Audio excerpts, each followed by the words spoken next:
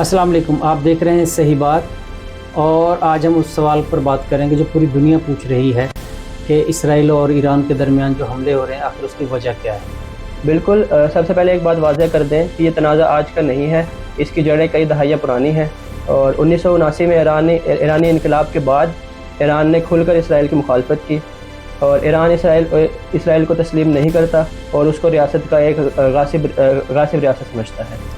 और दूसरी तरफ इसराइल का मौक़िफ़ ये है कि ईरान खित्ते में ऐसे ग्रुप्स को सपोर्ट कर रहा है कि जो इसराइल के ख़िलाफ़ कार्रवाइयाँ करते हैं। मिसाल के तौर पर लबनान में हिज़्बुल्लाह और गज़ा में हमास। इसराइल का कहना है कि ईरान इन ग्रुप्स को फंडिंग करता है और असला फराहम करता है। नाज़रीन, हालिया कशीदी उस वक्त बढ़ी जब शाम में एक ईरानी तंसीब को निशाना बनाया गया। ईरान ने इसका इल्ज़ाम इसराइल पर लगाया और उस वक्त इसराइल पर मिज़ाइल और ड्रोन से हमला शुरू कर दिया।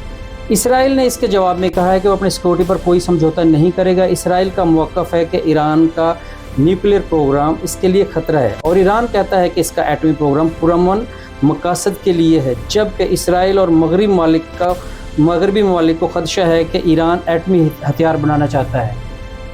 यहाँ एक अहम पहलू ये भी है कि खित्ते में असर रसूख की जंग है। इसराइल अपने इलाके में ताकत बरकरार रखने के लिए कर रहा है और ईरान मशरक़ी और वसती में अपना असर और रुस्क बढ़ाना चाहता है।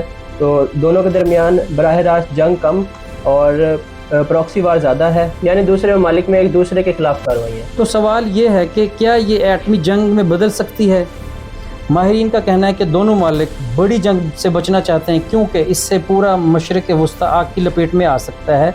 अमेरिका, यूरोप और दीगर आलमी ताकतें भी इस कशीदगी को कम करने की कोशिश कर रही हैं। तो खुलासा क्या है? पुरानी नज़रियाती दुश्मनी, फ़लस्तीन का मसला, शाम और लबनान में असर व रसूख, ईरान का न्यूक्लियर प्रोग्राम या इलाकाई ताकत की जंग। नाज़रीन, सच यही है कि सियासत में ना तो मुस्तकिल दुश्मनी होती है और ना ही मुस्तकिल दोस्ती होती है। अब आप कमेंट्स में अपनी राय दें, क्या ये जंग मुस्तकिल आगे बढ़ेगी या यहीं ठंडी पड़ जाएगी? हमें आपकी राय का इंतज़ार होगा। अपनी राय दें लेकिन दलील के साथ। नेक्स्ट मिलते हैं किसी अच्छी वीडियो के साथ। Thank you.